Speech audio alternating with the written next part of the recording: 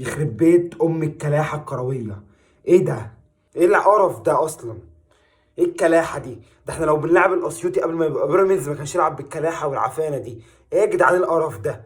ايه ده؟ ده احنا لما كنا بنلعب بايرن ميونخ كاس العالم للانديه اللي فاتت ولا اللي قبلها، عمال لما لعبنا بايرن ميونخ كان انضف من كده 100 مره. ايه يا عم ده؟ وحلال في فينيسيوس ام التنمر اللي كان بيتنمروا عليه هو ومجدي قفشه في يوم واحد. والله العظيم ما طايقينهم. ايه ده؟ مش معقوله، ولا ده مستوى، ولا دي غلطات، ولا دي حاجات تعملها ولا تغلطها قدام ماتش انت عارف انه ماتش للتاريخ ومش هيتكرر تاني معاك. مش طبيعي، مش طبيعي اللي حصل ده. مش معقوله انتوا عارف ان هم كل لعبهم على فينيسيوس وعلى روديجر، وبرده الشناوي في كل كوره يطلع عليهم بكل انفعال وياخد الشبايه 3 ولا 4 تجوان. مش طبيعي. وقال ايه بقى؟ خلاص احنا في اخر دقيقتين احنا جايبين فيهم 3 جوان واحنا مستريحين، خد يا عم نزلي لعيبه ما ملهاش فيها ولا بتعرف تلعب عشان يبقى احنا اسمنا لعبناهم باللعيبه اللي مش اساسيه عندنا.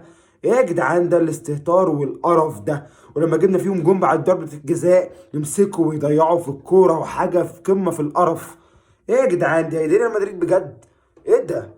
دول لو بعت لنا مايوركا من الدوري الاسباني كانوا لعبناهم ماتش انضف من ده. مش للدرجه دي. واوسخ حاجتين حصلوا في الماتش، ازاي يعني تطلع حسين الشحات وهو عامل لك كل حاجه مع محمد هاني في الناحيه اليمين؟ ازاي يعني؟ ازاي؟ انت عارف انه بيرجع يدافع وبيطلع يديك قدام اكتر من اي حد هينزل تاني من على الدكه، وعارف انه ليه خبره وعارف انه بيعمل كل حاجه في كاس العالم للانديه. ازاي تطلعه يعني؟ مش بديهي. مش بديهي. حتى لو البدني بتاعه خلص وشطف في الملعب اديله، هو هيتحامل عن نفسه وعارف ان جاب ضربه جزاء ومعاه، وهو الوحيد اللي كان بيشوط على المرمى وهو الوحيد اللي كان بيعرف يقعد يشوط بين الثلاث خشبات. في ايه يا جدعان؟ محمد هاني كان التوب توب النهارده، قلوب الدفاع عندنا ما جوش الاثنين بلاص. منتهى القرف. عبد المنعم انا ما شفتهوش عمل حاجه عدله غير انه خد انذار. ايه ده؟ في ايه؟ مش طبيعي. مش طبيعي. دي مش سذاجه، مش سذاجه انك تغلط غلطتين اتفه من بعض يلبسوك جونين كده في اخر الشوط الاول وبدايه الشوط الثاني. لا يا جدعان، مش ماتش مش بنلعبه كل يوم. هو مش فاركو اللي كان بيلعب الزمالك اللي هنلعبه كل شويه احنا. وبعد ما دوقنا الفرحه مرتين وجبنا ضربه جزاء والشناوي صد واحده تاني. ايه طيب؟ ايه عشمتونا ليه؟ طب من الاول ما كانش العشم يبقى كده.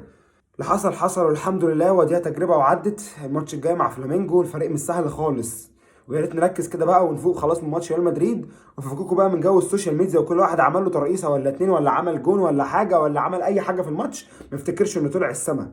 في ماتش جاي واحنا مش عايزين نقل عن المركز الثالث عشان احنا مستحيل نطلع باقل من المركز الثالث في البطوله دي. نفوق بقى كده يا رجاله ونفوق من الصدمه، ومتولي وعبد المنعم يفوقوا كده لنفسهم عشان ما عندناش غيرهم اصلا في السكواد اللي رايح. فنركز بالله عليك كده ونفوق عشان الماتش جاي يفرق لنا جدا ويفرق لنا قوي ان احنا ناخد مركز ثالث. سلام.